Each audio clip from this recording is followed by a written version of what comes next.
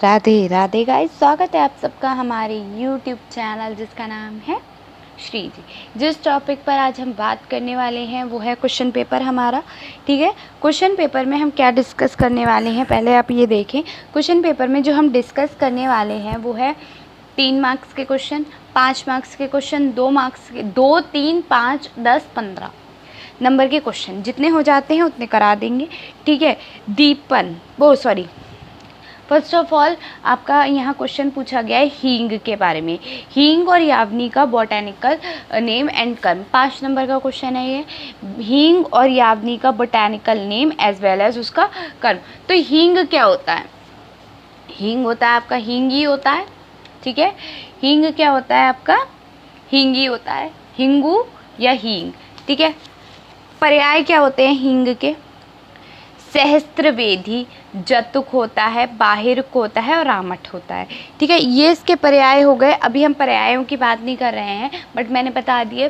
पहले हम बात करें किसकी? इसके बॉटैनिकल नेम की और कर्म की आज हम इसमें बात करेंगे। बॉटैनिकल नेम क्या है हींग का? Ferula narthex, Ferula narthex. ठीक है, फेरुला, फेरुला नहीं है, फेरुला। ठीक है, FERULA नॉर्थरेक्स, NARTHEX। अमेलिफेरी फैमिली है। ठीक है, सेम आपका उसका बताएं यावनी। यावनी क्या है आपका?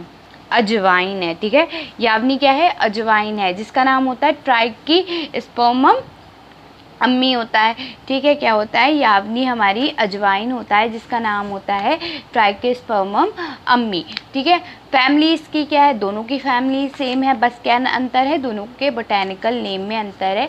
हींग का क्या होता है आपका? फेरुला नॉर्थरेक्स होता है, वेयर एज जो आपका अजवाइन है वो क्या कहलाता है? ट्राइकोस्पर्मम अम्मी कहलाती है। ठीक है,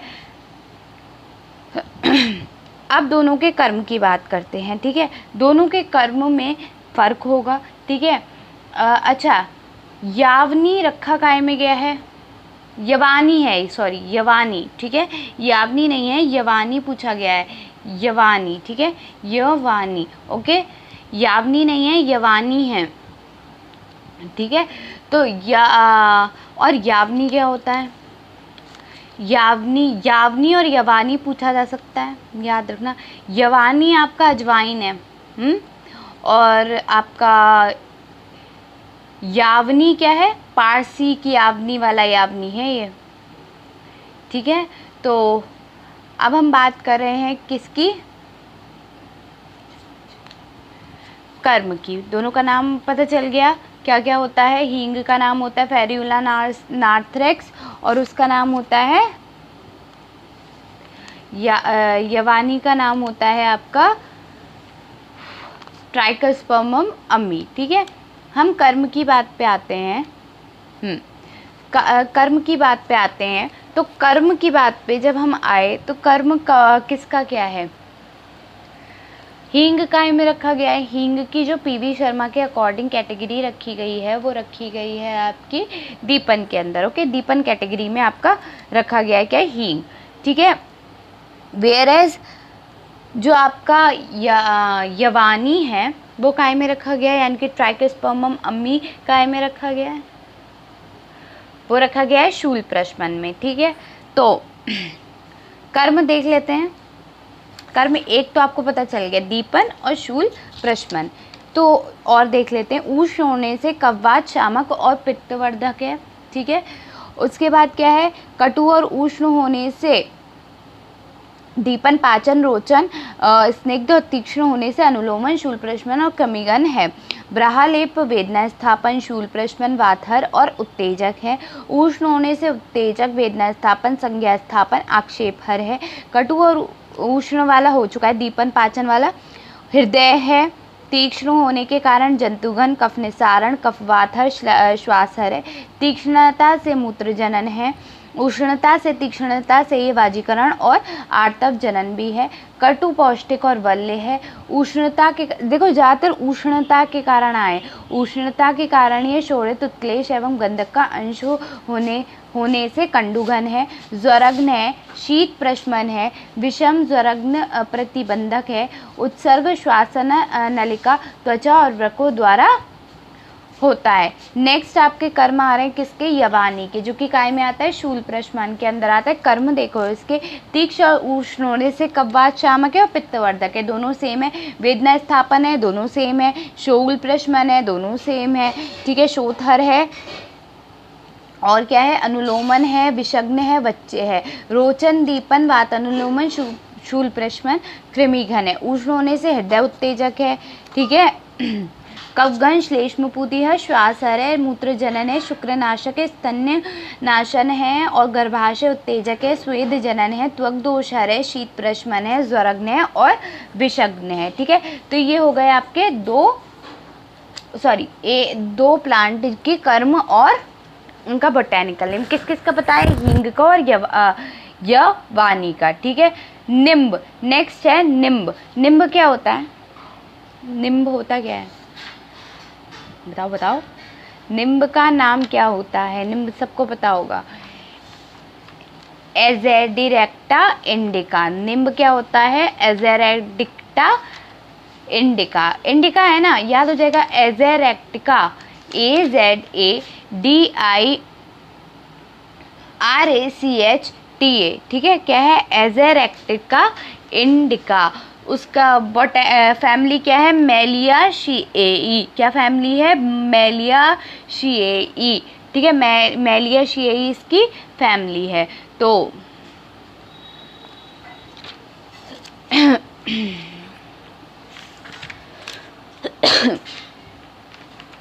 क्या है, निम्ब, ठीक है। एजेरेक्टिका इंडिका, ठीक है। निम्ब होता क्या है, निम्ब के पर्याय है नीम, ठीक है।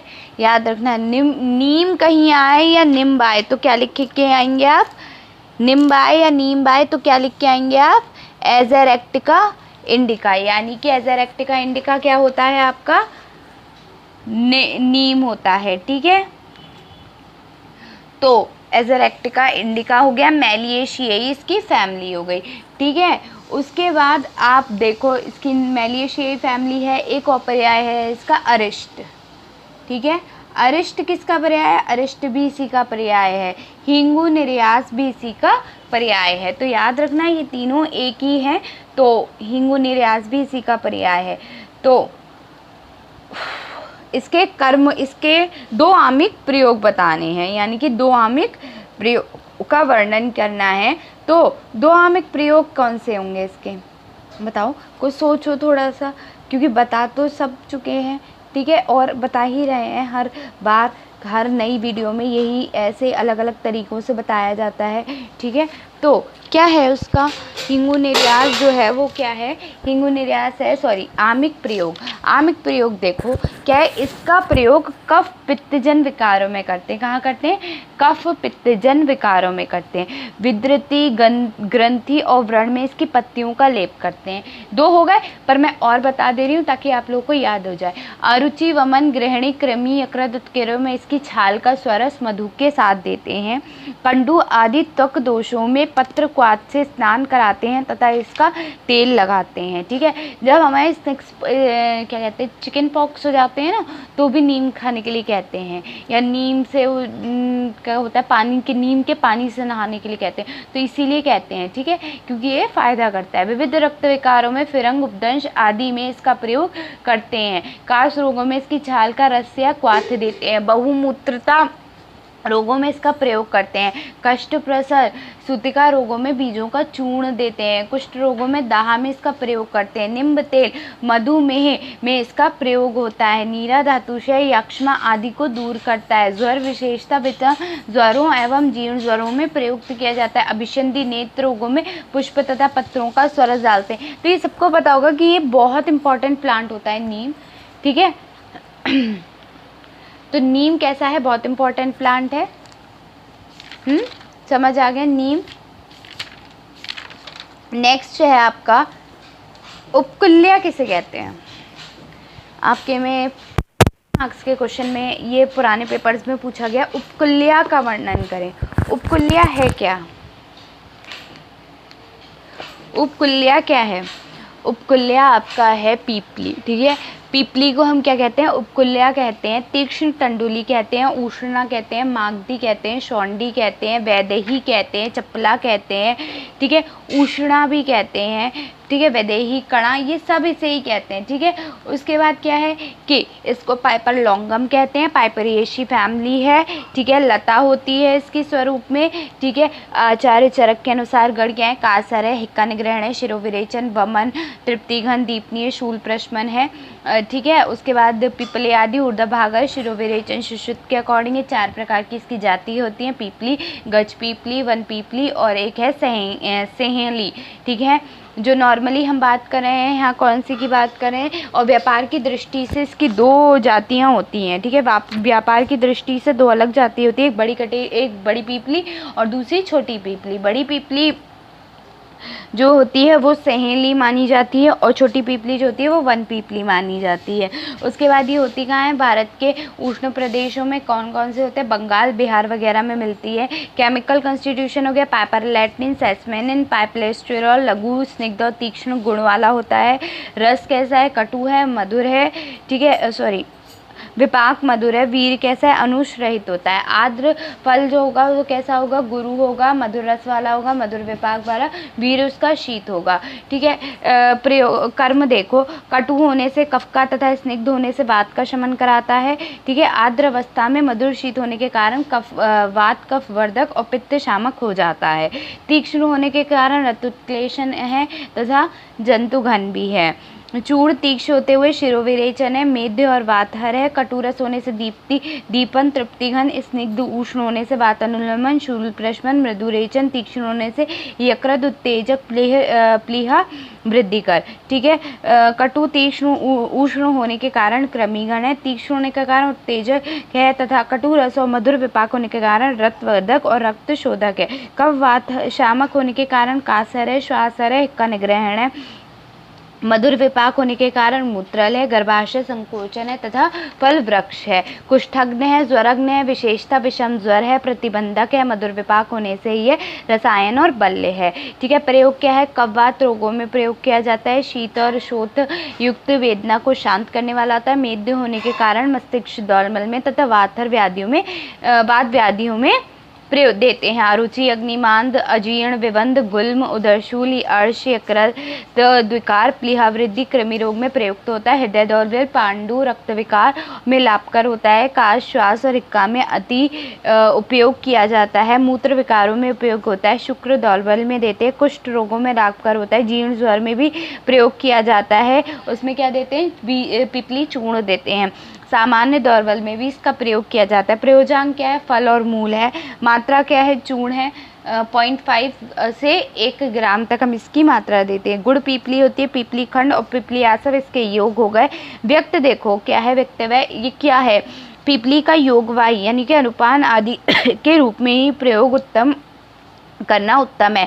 स्वतंत्र रूप से अति मात्रा में अति काल पर तक प्रयोग करने से स्निग्धता के कारण कफ का तथा उष्णता के कारण पित्त का प्रकोप होता है। अत्यंत स्नेह और उष्णता होने से प्रकोपित वात को ही यह पूर्णतः शांत नहीं कर पाती, अतएव ये त्रिदोषवर्ग हो जाता है। इसके सेवन से इस बात का ध्यान आवश्यक है कि वर्धमान पीपली रसायन इसका अपवाद है अथवा इसके अधिक मात्रा को अधिक दिनों तक सेवन हानिकारक होता है। ये बात आपकी किस में बताई गई है, चरक में भी गिवन है कि हमें पीपली का प्रयोग ज़्यादा लगातार पीपली, छाल और लवण का प्रयोग नहीं करना चाहिए, ठीक है। तो यहाँ पे पीपली हो गया, ठीक है। 15 नंबर के क्वेश्चन में पूरा पीपली डिफाइन कर लिया। किस नाम से आया था, यहाँ उपकुल्या नाम से आया था, ठीक है। नेक्स्ट जो है वो है आपका 2 नंबर का क्वेश्चन या 3 नंबर का क्वेश्चन भी ऐसे आ सकता है। त्रिव्रत, त्रिव्रत का इसमें स्वरूप पूछा है। पहले तो बोटेनिकल नेम त्रिव्रत का क्या होता है, अपर्कुलम टर्पेथम, ठीक है। अपर्कुलम टर्पेथम, OPERCULINA, अपर्कुलम टर्पेथम, TERPEHUM, ठीक है। उसके बाद इसकी फैमिली क्या है, कॉन्वोकुलेशी है, ठीक है, हो गया। अपर्कुलम टर्पेथम, नेक्स्ट देखो, इसका स्वरूप बताना है हमें। वैसे तो इसकी बड़ी बहु, इसके रूप का वर्णन करना है, तो इसमें क्या बताएंगे हम कि इसके जो रूप होता है वो क्या होता है, वल्ली होता है। ठीक है, बड़ी वृक्ष बहु वृक्षाय सुगंध वल्ली होती है। ठीक है, बहु वर्षायु कैसी होती है, बड़ी बहु वर्षायु सुगंध वल्ली होती है। ठीक है, उसके बाद थोड़ा सा डिफाइन कर देना। कांड कैसा होता है, सरल होता है, त्रिकोण होता है, चतुष्कोण होता है, पक्षयुक्त और रोमश होता है। पत्र कैसे होते हैं, अनेक आकृति के लटकदार या आयताकार होते हैं। ठीक है, पुष्प मंजरी कैसी होती है, लंबी होती है, 3 से 5 शाखायुक्त होती है। ठीक है, श्वेत पुष्प लगते हैं। कोण, उसके बाद फल गोलाकार होता है। मूल कैसा होता है, स्थूल शाखायुक्त, कृष्णाभ या अरुणवर्ग का होता है। तो ये हो गया आपका त्रिवर्त। ठीक है, त्रिवर्त क्या है आपका, ये हो गया त्रिवर्त। 3 नंबर के क्वेश्चन में इसके स्वरूप का वर्णन करना था बस। ठीक है, तो ये था त्रिव्रत। ठीक है, नेक्स्ट क्वेश्चन है जो आपका वो है परिजात। ठीक है, परिजात का हमें मॉर्फोलॉजिकल फीचर बताना है। क्या बताना है हमें, परिजात का मॉर्फोलॉजिकल फीचर। ठीक है, मॉर्फोलॉजिकल फीचर्स जहाँ पर भी आएंगे वहाँ पे आप क्या डिफाइन करेंगे, बताते हैं हम अभी आपको। नेक्स्ट जो है वो आपका परिजात है। परिजात का आपका मॉर्फोलॉजिकल फीचर्स पूछे गए हैं, तो मॉर्फोलॉजिकल फीचर्स में क्या आना चाहिए, आपका पर्याय आना चाहिए। पहले तो इसके पर्याय, मोस्ट इम्पॉर्टेंट पर्याय है आपका शिफालिका। ठीक है, हरसिंगार, ये दोनों इंपॉर्टेंट पर्याय है, हरसिंगार या शिफालिका। ठीक है, उसके बाद इसका बोटेनिकल नेम क्या होता है, नाइथेनेक्सिस आर्बर। ठीक है, नाइथेनेक्सिस, नाइथेनेक्सिस। ठीक है, NYCTANTES आर्बर, ARBOR। ठीक है, ओलेसिएई इसकी फैमिली है। ठीक है, स्वरूप में वृक्ष होता है, समस्त भारत में मिलता है। केमिकल कॉन्स्टिट्यूशन हो गया नाइकेथेंथिन। ठीक है, नाइकेथेंथिस आर्बर इसका बोटेनिकल नेम है, तो वही होता है। स्वरूप में इसका वृक्ष हो गया, उत्पत्ति स्थान समस्त भारत, और रासायनिक संगठन नाइकेथेंथिन। ठीक है, उसके बाद इसका प्रयोग नॉर्मली मॉर्फोलॉजिकल फीचर्स में दोष और कर्म प्रयोग वगैरह बताने की ज़रूरत नहीं है, लेकिन हाँ बताना चाहो तो बता सकते हो। बता देती हूँ मैं आपको। ये रक्त शोधक है, कफगन है, मूत्रल है, श्वेत जनन है, स्वरग्न है, विषयग्न है, दीपन अनुलोमन, पित्तसारक और कृमिघन है, कफवातर है, पित्त संशोधन है, जंतुघन है, केश, इसके कर्म हो गए। गुड़ लघु रूक्ष है, कटु है, तिक्त है, उष्ण है। ठीक है, गुड़ लघु रूक्ष है, रस तिक्त है, विपाक कटु है, वीर उष्ण है। ठीक है, प्रयोग में कफवात विकारों में प्रयुक्त होता है, पित्त विकारों में संशोधनार्थ देते हैं, बीजों का लेप खालित्य रोगों में देते हैं, ग्रदिसी रोगों के लिए उत्तम औषधि है, पत्र स्वरस अग्निमांत विबंध यकृधिकार, पित्त विकार, अर्श तथा कृमि रोगों में देते हैं। रक्त विकारों में इसका प्रयोग करते हैं, काश श्वास में इसका पत्र या त्वचा का चूर्ण पान के लिए देते हैं, मूत्र क्रच में लाभकारिक होता है। ठीक है, और सर्प विष में पत्तियों का रस देते हैं। प्रयोजांक क्या है, पत्र और त्वक है। मात्रा स्वरसी 10 से 20 मिलीलीटर है, चूर्ण की 1 से 3 ग्राम है। पूछा ये 5 नंबर के क्वेश्चन में गया है। पूरा इसलिए बताया, परिजात पूरा इसलिए बताया है ताकि आपको पता हो। ठीक है, तो हमने परिजात का बोटेनिकल नेम, वैसे अगर आए मॉर्फोलॉजिकल फीचर्स में आप केवल बाहरी, जो सिर्फ बाहरी से देख के पता चलता है वो बताते हैं। तो बाहर से देख के क्या क्या कौन कौन से फीचर्स होते हैं, एक ये कहाँ पे पैदा होता है, एक दूसरा कि इसका स्वरूप कैसा होता है, बोटेनिकल नेम, फैमिली, फिर क्या है इसका केमिकल कॉन्स्टिट्यूशन। ठीक है, उसके बाद इसका स्वरूप, इसके गुण कर्म, ये सब बात की चीज़ें। ठीक है, प्रयोजांग, ठीक है, विशिष्ट योग, मात्रा, ये सब क्या चीज़ें मॉर्फोलॉजिकल फीचर्स के अंडर आती हैं। ठीक है, नेक्स्ट देखो आपका, नेक्स्ट जो आ रहा है वो है लोद्र। लोद्र का क्या पूछा है यहाँ पे, रसपंचक और सामिक प्रयोग पूछा है लोद्र का। तो रसपंचक में क्या आना चाहिए, रसपंचक पे रसपंचक आना चाहिए, यानी कि उसका और सामिक आमिक प्रयोग। ठीक है, प्रयोग पूछा है, क्या है, आमिक प्रयोग पूछा है, तो लोद्र। पहले तो हम इसके रसपंचक बता दो। रसपंचक में क्या क्या आना चाहिए, पहले बोटेनिकल नेम होना चाहिए। बोटेनिकल नेम क्या है लोद्र का, साइम्प्लोकस रेसमोसा, SYMPLOCUS, सिम्प्लोकस रेसमोसा, SYMPLOCOSRACEMOSA, ये हो गया, ठीक है। साइमोलेशियाई फैमिली हो गई, ठीक है। उसके बाद इसका रसपंचक देखो, गुण लघु रुक्ष, ठीक है, रस कषाय, विपाक कटु, वीर शीत, एक्सेप्शन है इसलिए पूछा गया है, क्यों, क्योंकि वीर शीत होता है इसलिए पूछा गया है। क्यों पूछा गया है, क्योंकि ये एक्सेप्शन में आया है, ठीक है। केमिकल कंस्टिट्यूशन क्या होता है, लॉरटीन होगा, कॉलरटोरिन होगा, लॉरटिडेन होगा, ठीक है। तो ये होगा लोत्र, ठीक है। उसके बाद इसका क्या पूछा गया है, आपका प्रयोग पूछा गया। तो कफ वैतिक विकारों में प्रयुक्त होता है, शोथ, चर्म रोग, रक्तस्राव, व्रण में लेप के रूप में प्रयोग करता है, नेत्र अभिशन में इसका लेप पलकों पर करते हैं, स्तंभन होने पर अतिसार, रक्त अतिसार तथा प्रवाहिका में इसका प्रयोग करते हैं, रक्त विकार, रक्त पित्त तथा शोथ रोगों में यह प्रयुक्त तो होता है, कास में इसका प्रयोग करते हैं, गर्भाशय, शोथ, प्रदर में इसका प्रयोग होता है, चर्म रोगों में इसका प्रयोग होता है, ज्वर में भी देते हैं। प्रयोजांग क्या है, त्वक है, सॉरी प्रयोजांग नहीं पूछा है, आमिक प्रयोग यही है इसका, ठीक है। अब जो नेक्स्ट क्वेश्चन आपसे पूछा गया है वो है 3 नंबर का क्वेश्चन, वेराइटीज़ ऑफ चित्रक। चित्रक की वैरायटी कितनी होती हैं। चित्रक की राजनिघट्टू ने 2 प्रकार के चित्रक का वर्णन किया है, ठीक है। वैसे कौन कौन से, श्वेत और रक्त, ठीक है। श्वेत का नाम होता है प्लम्बगो ज़ाइलेनिका, ठीक है। रक्त का है प्लम्बगो इंडिका, ठीक है। कुछ लोग नील चित्रक का उल्लेख भी करते हैं, वह प्लम्बगो ऑरिकुलेटा नामक पौधा होता है जिसके पुष्प नीलाभ होते हैं, ये दक्षिण अफ्रीका का मूल निवासी है, ठीक है। तो ये क्या है आपका चित्रक, चित्रक क्या होता है प्लम्बगो ज़ाइलेनिका, ठीक है। उसके बाद नेक्स्ट देखो आपका क्या आ रहा है,